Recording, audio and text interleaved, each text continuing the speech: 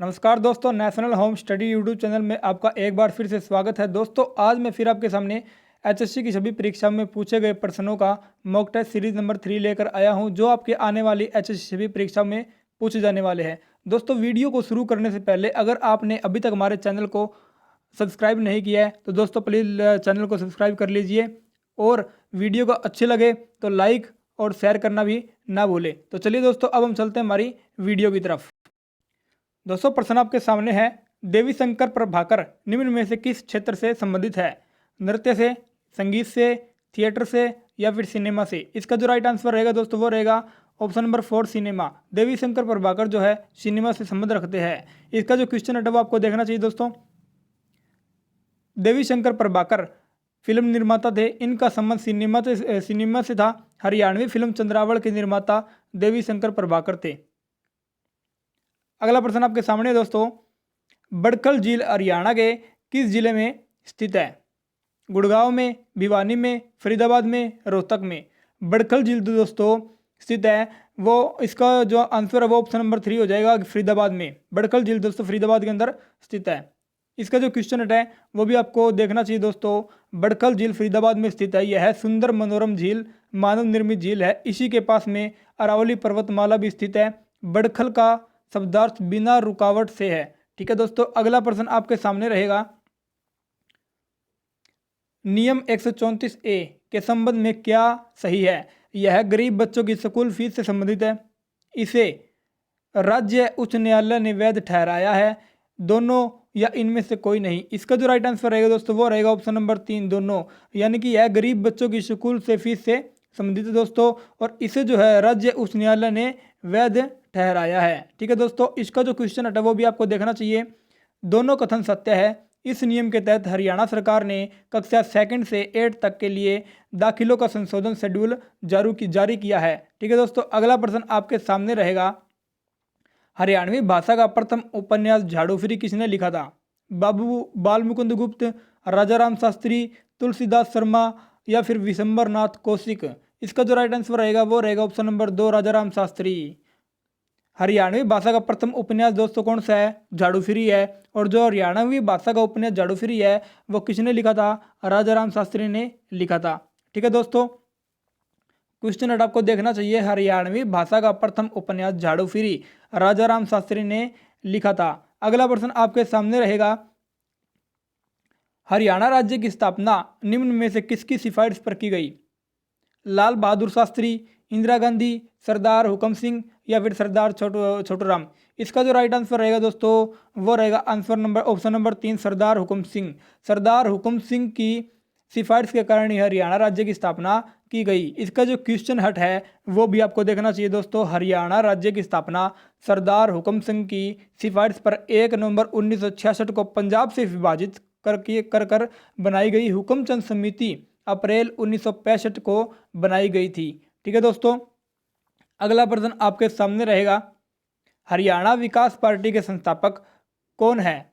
चौधरी देवीलाल, चौधरी भजनलाल, चौधरी बंसीलाल या फिर राव बीरेंद्र सिंह? इसका जो राइट आंसर रहेगा दोस्तों वो रहेगा ऑप्शन नंबर 3 चौधरी बंसीलाल। जो हरियाणा विकास पार्टी है वो चौधरी बंसीलाल के उसके है जो है संस्थापक है। ठीक है दोस्तों, और एक आती है विशाल पार्टी, हरियाणा विशाल पार्टी के नाम से भी एक पार्टी है दोस्तों। अगर उसका पूछे तो उसके जो संस्थापक है वो राव बीरेंद्र सिंह हो जाएंगे दोस्तों। ठीक है दोस्तों, विकास और विशाल 2 पार्टी है। हरियाणा में विकास दोस्तों बंसीलाल ही करेगा, तो विकास जो है विकास पार्टी वो चौधरी बंसीलाल उसके संस्थापक हो जाएंगे। ठीक है दोस्तों, इसका जो क्वेश्चन है वो भी आपको देखना चाहिए। हरियाणा विकास पार्टी के संस्थापक चौधरी बंसीलाल थे। ये हरियाणा के पूर्व मुख्यमंत्री रह चुके हैं। इस पार्टी की स्थापना उन्होंने 1996 में कांग्रेस से अलग होकर की गई थी। दोस्तों ये प्रश्न भी आया हुआ है कि चौधरी बंसीलाल जो है किस पार्टी से अलग होकर उन्होंने 1996 में विकास पार्टी की स्थापना की? तो वो जो इसका जो राइट आंसर रहेगा दोस्तों वो हो जाएगा कांग्रेस से अलग होकर। कांग्रेस से अलग होकर 1996 में चौधरी बंसीलाल ने हरियाणा विकास पार्टी की स्थापना की। ठीक है दोस्तों, अगला प्रश्न आपके सामने रहेगा, हरियाणा के महेंद्रगढ़ जिले का मुख्यालय जो है कहाँ स्थित है? नारनौल के अंदर, करनाल के अंदर, कैथल के अंदर या फिर भिवानी के अंदर? इसका जो राइट आंसर रहेगा दोस्तों वो रहेगा ऑप्शन नंबर ए, नारनौल के अंदर। हरियाणा के महेंद्रगढ़ जिले का मुख्यालय जो है नारनौल में स्थित है। दोस्तों काफ़ी बार प्रश्न पूछा गया है, प्रश्न बहुत ही इंपॉर्टेंट है। और वीडियो आपको अच्छे लगे दोस्तों तो वीडियो को लाइक, सब्सक्राइब और शेयर करना ना भूले दोस्तों। ठीक है दोस्तों, इसका जो क्वेश्चन हट है वो भी आपको देखना चाहिए। महेंद्रगढ़ जिले का मुख्यालय जो है नारनौल में स्थित है। भगवत पुराण में नारनौल का पुराना नाम नंदीग्राम बताया गया है। शेर शाह सूरी के दादा इब्राहिम सूरी का मकबरा भी नारनौल में स्थित है दोस्तों। ठीक है दोस्तों, अगला प्रश्न आपके सामने रहेगा। हरियाणा में पहली बार राष्ट्रपति शासन कब लागू किया गया? 21 नवंबर 1967, 30 अप्रैल 1977, 2 दिसंबर 1989 या फिर 6 अप्रैल 1991? इसका जो राइट आंसर रहेगा दोस्तों वो रहेगा ऑप्शन नंबर एक, 21 नवंबर 1967 को हरियाणा में पहली बार राष्ट्रपति शासन लागू किया गया। इसका जो क्वेश्चन हटा है वो आपको देखना चाहिए दोस्तों, बहुत ही इंपॉर्टेंट क्वेश्चन है। हरियाणा में पहली बार राष्ट्रपति शासन जो है 21 नवंबर 1967 को लगा था दोस्तों। और उस समय भारत के राष्ट्रपति जाकिर हुसैन थे। अब तक हरियाणा में कुल 3 बार राष्ट्रपति शासन लग चुका है। और पहला 1967 में, दूसरा 1977 में और तीसरा 1991 में। तीनों आपको याद रखने हैं दोस्तों। अगर पहला पूछे तो 1967, दूसरा पूछे तो 1977 और तीसरा पूछे तो 1991 में राष्ट्रपति शासन लग चुका है। और कितनी बार लग चुका है दोस्तों हरियाणा के अंदर? टोटल 3 बार अब तक राष्ट्रपति शासन लग चुका है हरियाणा के अंदर। ठीक है दोस्तों, अगला प्रश्न आपके सामने रहेगा। नाहर सिंह स्टेडियम हरियाणा के किस जिले में स्थित है? फरीदाबाद के अंदर, अम्बाड़ा के अंदर, कुरुक्षेत्र के अंदर या फिर यमुनानगर के अंदर? इसका जो राइट आंसर रहेगा दोस्तों वो रहेगा फरीदाबाद के अंदर। ऑप्शन नंबर एक इसका राइट आंसर रहेगा। नाहर सिंह स्टेडियम जो है हरियाणा के फरीदाबाद में स्थित है। इसका जो क्वेश्चन है वो भी आपको देखना चाहिए दोस्तों। फरीदाबाद इसका राइट आंसर रहेगा। अगला प्रश्न आपके सामने रहेगा। मांझी साहब गुरुद्वारा कहाँ स्थित है? कैथल के अंदर, झज्जर के अंदर, फतेहाबाद के अंदर, रेवाड़ी के अंदर? इसका जो राइट आंसर रहेगा दोस्तों वो रहेगा ऑप्शन नंबर एक, कैथल के अंदर। मांझी साहब जो गुरुद्वारा है वो कैथल के अंदर है दोस्तों। देखिए दोस्तों, ये गुरुद्वारा, स्टेडियम और पार्क वगैरह काफ़ी पूछी जाती है। इसके लिए हम आपके लिए विशेष रूप से एक वीडियो तैयार करेंगे जिसमें सभी जो स्टेडियम है, गुरुद्वारे है, उसका वर्णन किया जाएगा।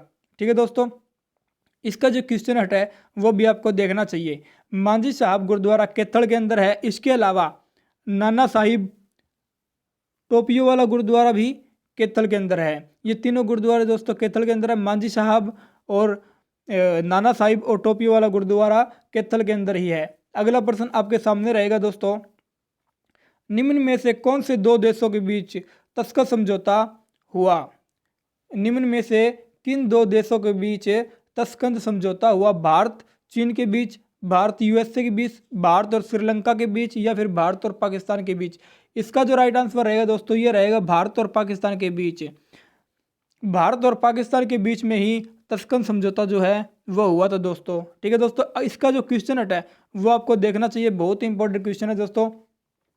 तस्कंद समझौता भारत पाकिस्तान के बीच 11 जनवरी 1966 को एक शांति समझौता था।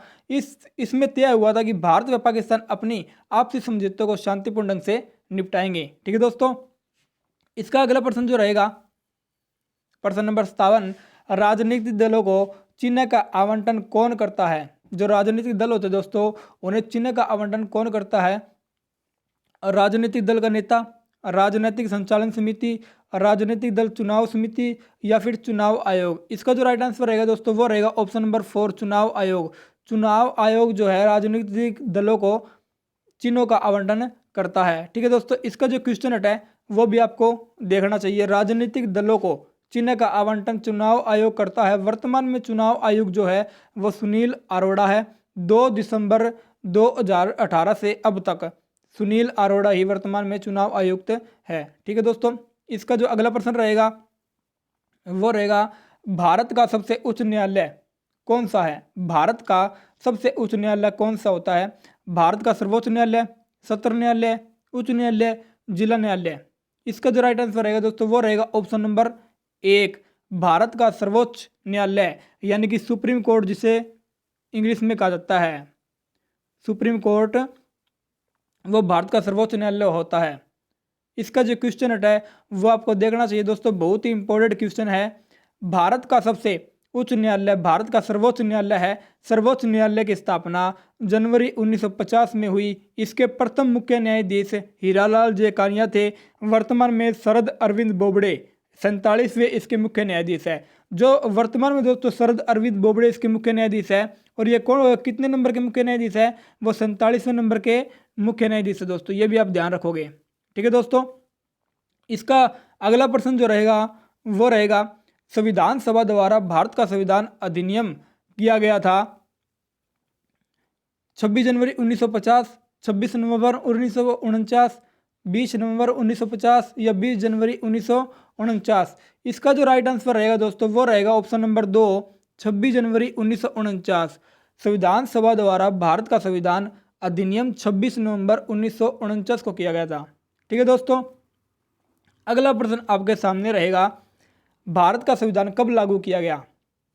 26 जनवरी 1950, 26 नवंबर 1949, 20 नवंबर 1949 या 20 जनवरी 1950। इसका जो राइट आंसर रहेगा वो रहेगा ऑप्शन नंबर ए, 26 जनवरी 1950 को भारत का जो संविधान है वह लागू किया गया था। इसका जो क्वेश्चन है वो भी आपको देखना चाहिए दोस्तों, बहुत ही इंपॉर्टेंट क्वेश्चन है। भारत का संविधान 26 जनवरी 1950 को लागू किया गया था। भारतीय संविधान को तैयार करने में 2 वर्ष 11 महीने और 18 दिन का समय लगा तथा इस कार्य पर लगभग 64 लाख रुपए खर्च हुए थे। ये सारे प्रश्न पूछे जा चुके हैं दोस्तों कि भारत का संविधान कब लागू किया? 26 नवंबर 1950 को लागू किया गया। समय कितना लगा? 2 वर्ष 11 महीने और 18 दिन का समय लगा दोस्तों। और इसके कार्य के लगभग खर्चे की बात करें तो 64 लाख रुपये खर्च इस कार्य में, भारत के संविधान बनाने में जो 64 लाख रुपये खर्चा लगा था। ठीक है दोस्तों, अगला प्रश्न आपके सामने रहेगा, किस वर्ष भारतीय संविधान के आमुख में समाजवादी तथा धर्मनिरपेक्ष 2 नए शब्द जोड़े गए थे? 1956 में, 1976 में, 1970 में या 1952 में? इसका जो राइट आंसर रहेगा दोस्तों वो रहेगा ऑप्शन नंबर 2, 1976 में। 1976 में ही भारतीय संविधान में समाजवादी तथा धर्मनिरपेक्ष 2 शब्द जोड़े गए थे। इसका जो क्वेश्चन है वो भी आपको देखना चाहिए। इसका जो राइट आंसर रहेगा दोस्तों 1976 रहेगा। ठीक है दोस्तों, अगला प्रश्न आपके सामने रहेगा, संघ सरकार में मंत्रिपरिषद सामूहिक रूप से किसके प्रति उत्तरदायी होता है? प्रश्न ध्यान से सुनिए दोस्तों, संघ सरकार में मंत्रिपरिषद सामूहिक रूप से किसके प्रति उत्तरदायी होता है? भारत के प्रधानमंत्री, लोकसभा तथा राज्यसभा या संघ मंत्रिमंडल? इसका जो राइट आंसर रहेगा दोस्तों वो रहेगा लोकसभा। जो संघ सरकार में जो मंत्रिपरिषद का सामूहिक होता है वो किसके प्रति उत्तरदायी होता है दोस्तों? वो लोकसभा के प्रति उत्तरदायी होता है। काफी बार प्रश्न में पूछा जा चुका है, पेपर में पूछा जा चुका है दोस्तों ये प्रश्न कि संघ सरकार में मंत्रिपरिषद जो है सामूहिक रूप से लोकसभा के प्रति उत्तरदायी होता है। इसका जो क्वेश्चन है वो भी आपको देखना चाहिए दोस्तों, बहुत इंपॉर्टेंट क्वेश्चन है। मंत्रिपरिषद सामूहिक रूप से लोकसभा के प्रति जिम्मेदार है क्योंकि सरकार और मंत्रिपरिषद तभी तक चल पाती है जब तक सरकार को लोकसभा में बहुमत प्राप्त होता है। ठीक है दोस्तों, अगला प्रश्न आपके सामने रहेगा, निम्नलिखित में से किसने भारत के राष्ट्रपति के रूप में अपनी सेवाएं नहीं दी है? 4 ऑप्शन है दोस्तों आपके सामने, इसमें से आपको बताना है कि इनमें से किसने राष्ट्रपति के रूप में अपनी सेवाएं नहीं दी है। डॉक्टर एस राधाकृष्णन, जाकिर हुसैन, चौधरी चरण सिंह या आर वेंकट रमन? इसका जो राइट आंसर रहेगा दोस्तों वो रहेगा चौधरी चरण सिंह। चौधरी चरण सिंह राष्ट्रपति न होकर ये पूर्व प्रधानमंत्री रहे दोस्तों, आप ध्यान रखोगे। डॉक्टर राधाकृष्णन है वो भी हमारे देश के राष्ट्रपति रहे हैं। डॉक्टर जाकिर हुसैन ये भी राष्ट्रपति रहे हैं और आर वेंकट रमन ये भी राष्ट्रपति के रूप में रहे हैं। इसका जो क्वेश्चन है वो भी आपको देखना चाहिए। चौधरी चरण सिंह भारत के पूर्व प्रधानमंत्री रहे हैं दोस्तों, राष्ट्रपति नहीं। अगला प्रश्न आपके सामने रहेगा, भारत में सशस्त्र बलों का सर्वोच्च कमांडर कौन होता है? प्रधानमंत्री, कमांडर इन चीफ, भारत के राष्ट्रपति या रक्षा मंत्री? इसका जो राइट आंसर रहेगा दोस्तों वो रहेगा ऑप्शन नंबर 3, भारत के जो राष्ट्रपति होता है वही सशस्त्र बलों का सर्वोच्च कमांडर होता है। काफ़ी बार पेपर में पूछा जा चुका है दोस्तों। इसका जो क्वेश्चन है वो भी आपको देखना चाहिए। भारत में सशस्त्र बलों का सर्वोच्च कमांडर भारत का राष्ट्रपति होता है। अगला प्रश्न आपके सामने रहेगा, हरियाणा में हर्षवर्धन ताम्र मुद्राएं कहाँ से प्राप्त हुई है? सोनीपत, पेहोवा, अग्रोहा या पानीपत? इसका जो राइट आंसर रहेगा वो रहेगा option number A, Sonipat. Haryana में हर्षवर्धन ताम्र मुद्राएं जो है सोनीपत जिले से प्राप्त हुई है दोस्तों। इसका जो क्वेश्चन है वो भी आपको देखना चाहिए, बहुत इंपॉर्टेंट क्वेश्चन है दोस्तों। हरियाणा में हर्षवर्धन कालीन ताम्र मुद्राएं सोनीपत जिले से मिली है। हर्षवर्धन का कार्यकाल 606 से 647 ईस्वी तक रहा है दोस्तों। राजा हर्षवर्धन के समय ही भारत को सोने की चिड़िया कहा जाता था। हर्षवर्धन ने अपनी पहली राजधानी थानेसर को और दूसरी राजधानी कन्नौज को बनाई थी दोस्तों। चीनी यात्री हवेन शाह इसी के शासनकाल में दौरान जो है भारत आया था। ठीक है दोस्तों। प्रश्न इस प्रकार भी पूछा गया था कि ऐसा कौन सा भारतीय राजा था जिसने अपनी 2 राजधानी बनाई थी? तो वो भी हर्षवर्धन ही था दोस्तों। पहला कौन सा था? पहला था थानेसर और दूसरा था कन्नौज। ठीक है दोस्तों। अगला प्रश्न आपके सामने रहेगा, रोल्स का विभाजनात्मक न्याय का सिद्धांत किस धारणा पर आधारित है? रोल्स का विभाजनात्मक न्याय का सिद्धांत किस धारणा पर आधारित है? तादात्म्य सिद्धांत, भेद सिद्धांत, समानता का सिद्धांत या अधिकार? इसका जो राइट आंसर रहेगा वो रहेगा ऑप्शन नंबर 2, भेद सिद्धांत। रोल्स का विभाजनात्मक न्याय का सिद्धांत दोस्तों भेद सिद्धांत की अवधारणा पर आधारित है। ठीक है दोस्तों। इसका जो क्वेश्चन है वो भी देखना चाहिए आपको। रोल्स का विभाजनात्मक न्याय का सिद्धांत भेद सिद्धांत पर आधारित है। अगला प्रश्न आपके सामने रहेगा दोस्तों, निम्नलिखित में से किसने यह विचार दर्शाया है कि यदि न्याय को हटा दिया जाए तो राष्ट्र जो है लुटेरों की टोली बन जाएगा? प्लेटो ने, अरस्तु ने, संत ऑगस्टिन ने या फिर लोक ने? इसका जो राइट आंसर रहेगा दोस्तों वो रहेगा ऑप्शन नंबर 3, संत ऑगस्टिन ने। संत ऑगस्टिन ने ही यह विचार दर्शाया था कि यदि न्याय को हटा दिया जाए तो राष्ट्र जो है लुटेरों की टोली बन जाएगा। ठीक है दोस्तों।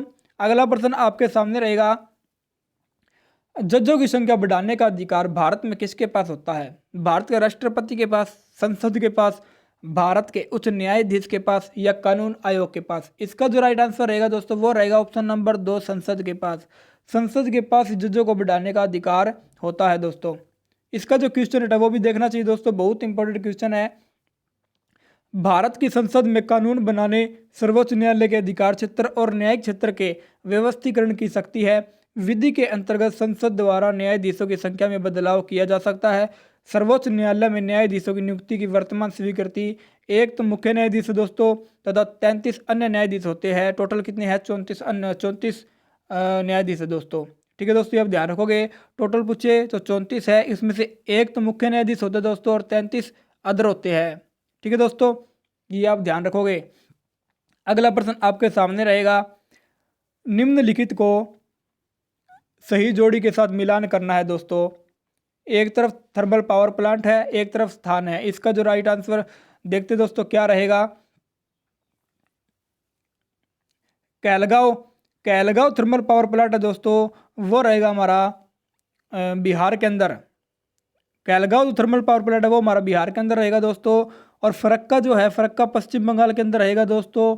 और रामागुंज जो है, रामागुंज थर्मल पावर प्लांट जो है वो हमारा आंध्र प्रदेश के अंदर रहेगा दोस्तों। और गंधार हमारा गुजरात के अंदर रहेगा दोस्तों। ठीक है दोस्तों, कहलगांव बिहार के अंदर, फरक्का पश्चिम बंगाल और रामागुंडम थर्मल पावर प्लांट वो रहेगा आंध्र प्रदेश के अंदर। और गंधार थर्मल पावर प्लांट जो है वो रहेगा गुजरात के अंदर। इसका जो राइट आंसर रहेगा दोस्तों वो रहेगा इसका ऑप्शन नंबर 3। ठीक है दोस्तों, इसका जो राइट आंसर रहेगा वो रहेगा ऑप्शन नंबर 3। अगला प्रश्न आपके सामने है, दूध के घनत्व को किसके द्वारा मापा जाता है? लैक्टोमीटर के द्वारा, हाइड्रोमीटर के द्वारा, बैरोमीटर के द्वारा, आर्द्रता मापी के द्वारा?